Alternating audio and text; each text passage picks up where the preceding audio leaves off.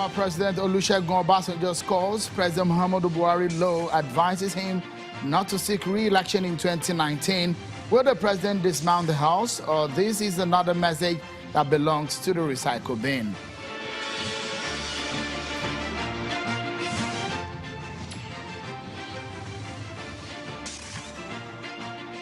And former Lagos governor, leader of the APC, Bola Ahmed Tinubu, and also former interim national leader of the APC, Bisi Akonde, in closed-door meeting with President Muhammadu Buhari, are they now to the rescue?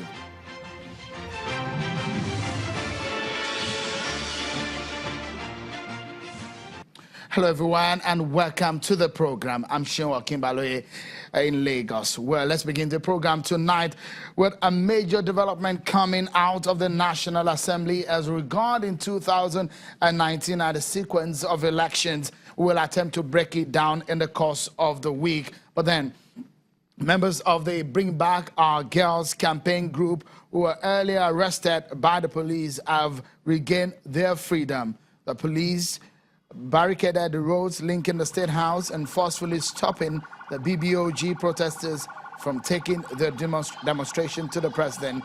The group was defiant, insisting they had the right to stage a peaceful protest without hindrance. Today we gathered to do our usual march, and the Nigerian police has refused for us to leave the Unity Fountain. Some of our colleagues have already gone, and they are going to be giving their press statements there. Those of us that they have locked in here, in particular, they have refused that I should move. They have built a human prison and have violated my fundamental right to freedom of movement and association.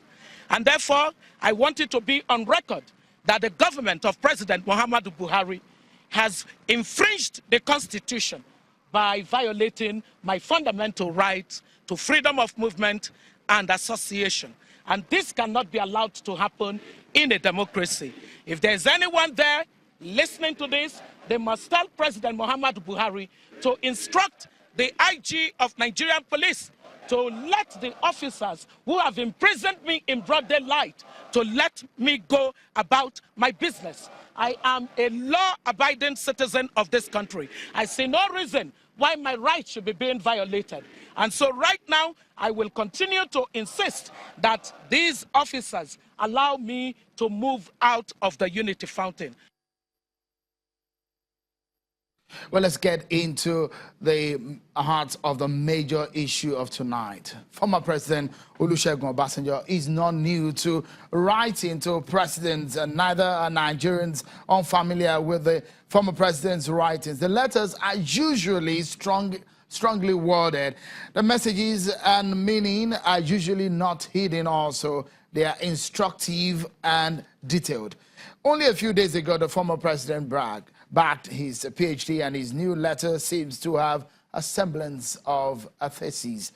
We have attempted a content analysis of the letter from top to bottom, and here is it. The former president stated the problems, and I quote now. It says, of poor performance in government, poverty, insecurity, poor economic management, nepotism, gross dereliction of duty, condonation of misdeed, if not outright encouragement of it, lack of progress and hope for the future, lack of national cohesion, and poor management of internal political dynamics and widening inequality are very much with us today. With such lies of general and specific poor performance and crying poverty with us, our fingers will not be dry of blood. Well, it did not dismiss President Buhari's efforts so far, and this is what he said, and I quote, he says, I thought President Buhari would fight corruption and insurgency, and he must be given some credit for his achievements so far in these two areas, although it is not yet uhuru. Then he went into specifics of the president's faults. He says, there are three other areas where President Buhari has come out more glaringly than most of us thought we knew about him. One is nepotic deployment bordering on clannishness and inability to bring discipline to bear on errant members of his nepotic courts. The second is poor understanding of the dynamics of internal politics. This has led to wittingly or unwittingly making the nation more divided, and inequality has widened and become more pronounced. Well, we'll go on with what is a 20-page article or, statement written by the former president. He's not new to letter writing. Let's get into the heart of the matter. One man who has dealt with trying to respond to the former president's letter joins us on the program tonight. Is a former presidential media advisor, Dr. Ruben Abati, joins us in the studio. And from our Abuja studio is Mr. Aliyu Abdullah, a member of the Buhari Support Group. Thank you so much, gentlemen, for your time on the program tonight. Let's begin with Dr. Ruben Abati tonight. Dr. Abati, what do you make of this statement? 20-page. Well, it's probably the most important event of the day. It's been the main subject that everyone is discussing. And that should be understandable, considering the stature, the capacity, the influence of the author of the letter. Before now, many Nigerians had been waiting on President Olusegun Obasanjo to say something about this administration. And he has chosen his time very well to come out and do a full assessment of the administration so far. If you look at that letter, it drips with frustration, it drips with disappointment, even regret. The only thing that President Obasanjo does not do in that letter is to apologize to Nigerians. But he admitted that, in fact, it was part of the effort to bring about change in 2015, and that he had not only supported the incumbent president, he also voted for him. And now he says he's disappointed. And it's not even giving him a chance to make amends. He's saying, look, if it were possible, more or less, if it were possible for you to just go tomorrow. Because when he says things like, look, this guy has reached the limit of his ability, aptitude, and understanding. I mean, these are very, very strong words. And if you look at that letter, you see that it's very carefully put together. And I'm sure that in Abuja today, it must have given a lot of concern. And of course, in a situation like this, there will be a lot of people who will react emotionally. But I don't think that, to react emotionally is the right thing. Because I'm already seeing some comments on social media. Some people say, who does Obasanjo think he is?